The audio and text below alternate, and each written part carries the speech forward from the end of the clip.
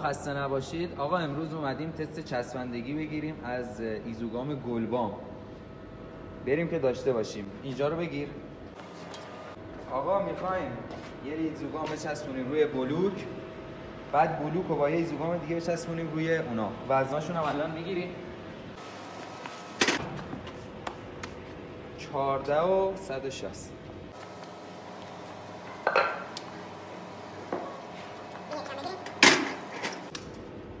« 25 کیلو 280.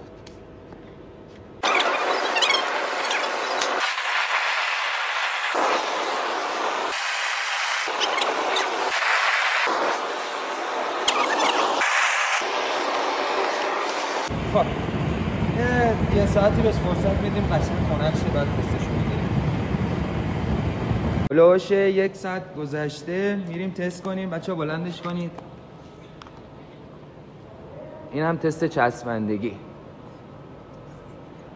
هلوش 40 کیلو 50 کیلو وزنه. بچه‌ها دستتون درد نکنه، بذارید.